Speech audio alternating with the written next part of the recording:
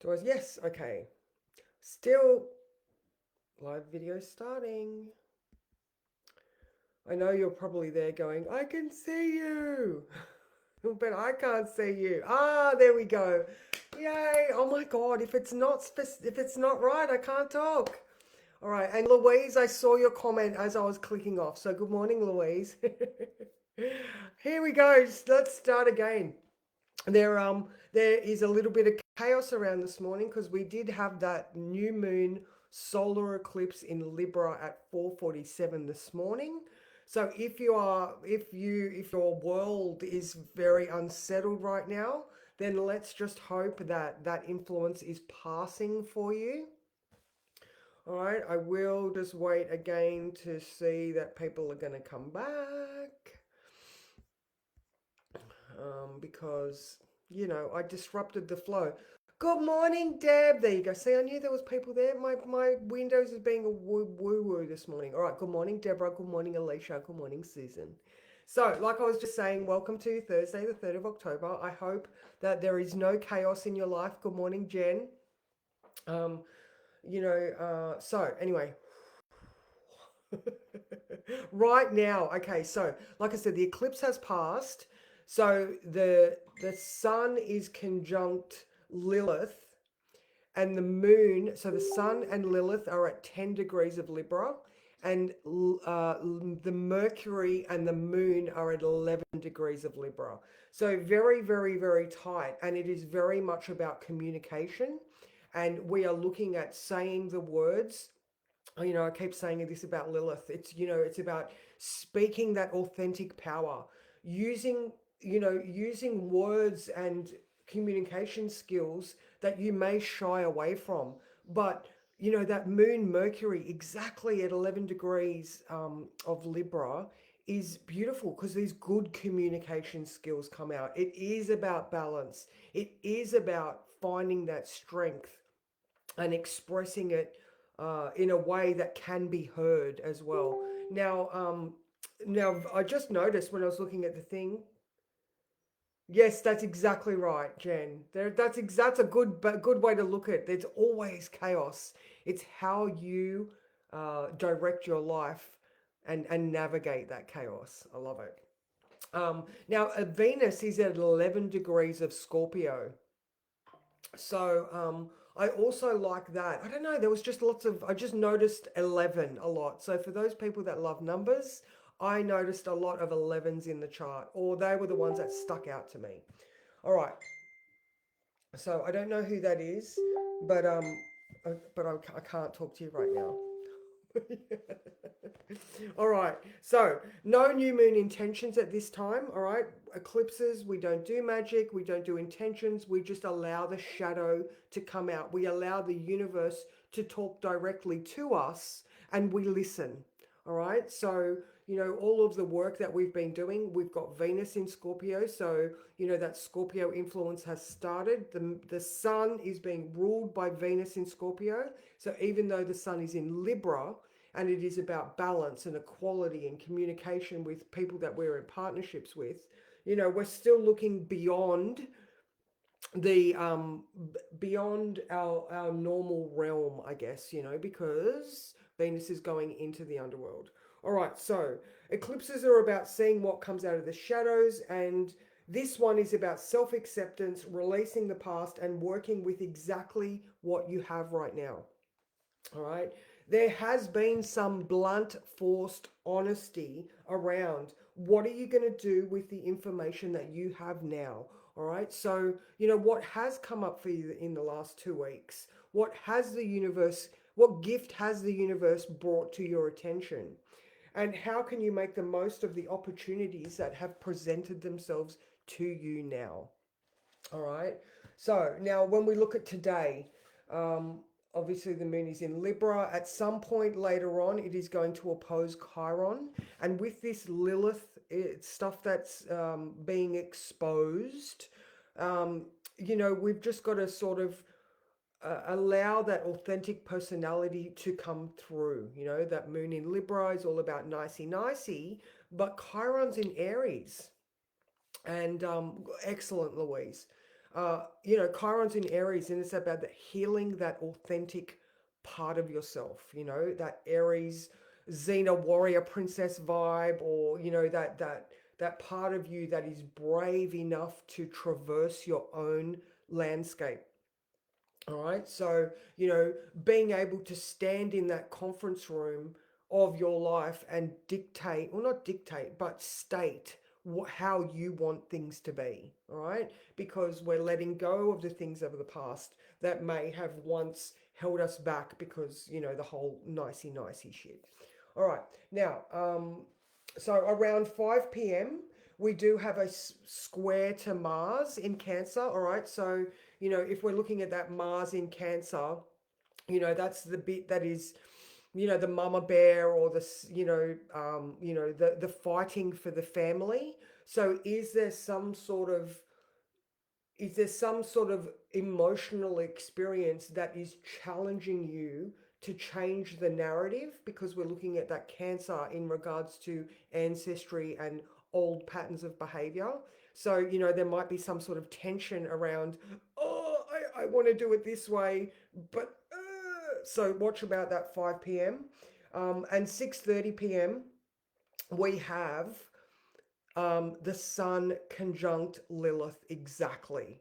All right. So if there is that tension and you're like challenging yourself to find a new balance, like in the words, it's like, how can you make the most of the opportunities that have presented themselves to you? So we've got that. Well, I've got two different times here. Actually, okay, so sorry, the moon is conjunct Lilith. No, that's not right either. The moon's conjunct Lilith at 1 a.m. and the sun's conjunct Lilith at 6:30. You know what? If I got it wrong, it's happening right now. I'm sorry. Brain, South Node. All right, what else have we got? So we've also got Mercury squaring Mars. So, the challenges to our communications, there's another one. It's like, do I want to say it? Do I want to cause trouble? Yes, you do.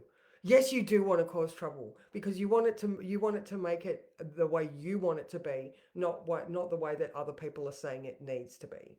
What else have we got? I talked Jupiter. All right. So another one that we have that is sort of starting and stopping was Jupiter in Gemini has been sextile Chiron in Aries. They are both sitting at 21 degrees. Jupiter is in Gemini and Chiron is in Aries. So, um, okay, so they moved apart from each other and then they moved back together again. So they go out of orb a little bit, but then they come back, but in a retrograde fashion. So, so there is an awareness of the way that you have been thinking or communicating, Jupiter in Gemini. And when Jupiter goes retrograde, it allows you to re-explore the way that you have been doing things. Like I said, with all this Libra stuff and and Mercury conjunct the moon right now, it's very much making you aware of your own patterns of behavior, the way that you are doing things and the way that you need to release things. So, so the Chiron Jupiter moment is it's just paying attention to you. That's it. Paying attention to the way that you are, the way that you have been, and doing something about it. Being self-aware. So once that Jupiter goes retrograde and it reconnects in with that Chiron, that's it. It's about self-awareness and the bravery and courage to do and say the things that you want regardless. All right. So very much personal development and self empowerment focused. That's it. All right. So now we do have this Libran moon up until 9:23 tomorrow night. So then it moves into Scorpio. Yay!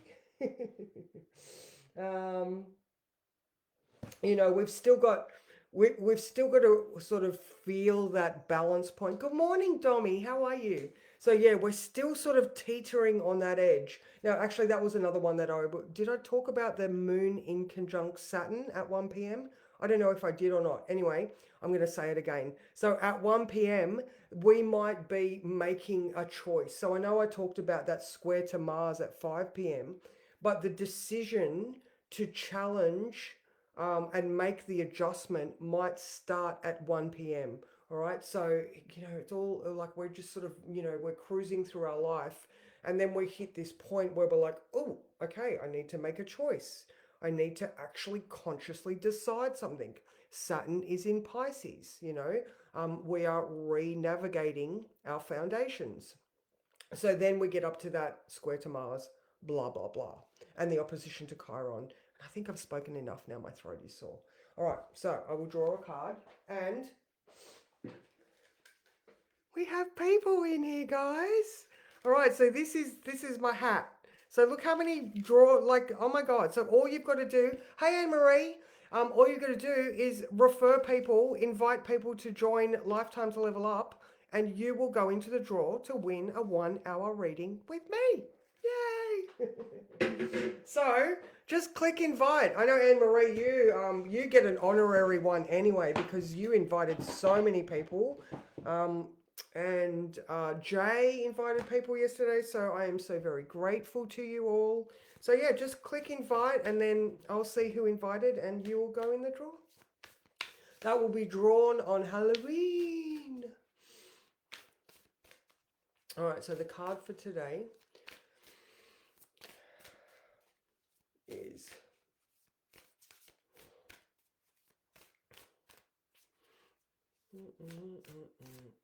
oh, this one.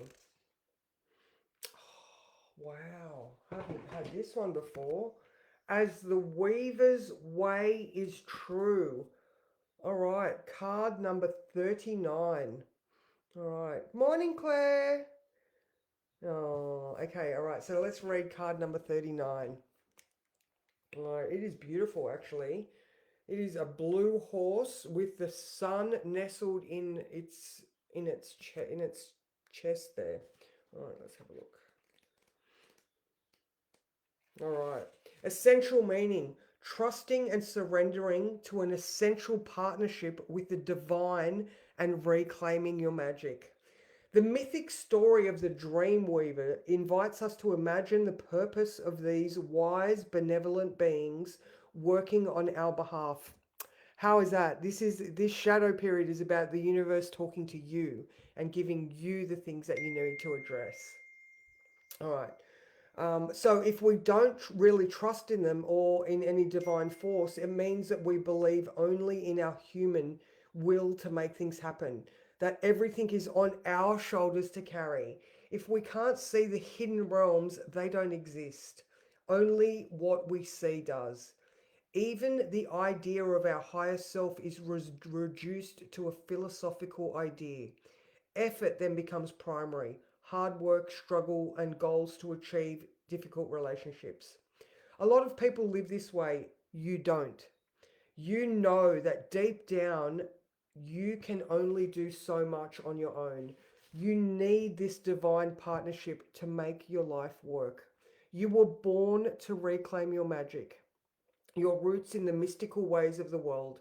Trust becomes essential to surviving and thriving. Today, trust the way this illogical, intuitive, perplexing, curious, and creative. This is the Dreamweaver's way, and it will always steer you into exploration and adventure. You will meet and befriend extraordinary people who will be your mystical companions. Just keep asking for a sign, and the next step will be revealed. Right now, your choice is obvious to your heart. Follow it and trust the outcome. Oh, I absolutely love that. That there is so much trust involved right now with this South Node eclipse, which has passed, thankfully. Let's hope it just settles down for everybody.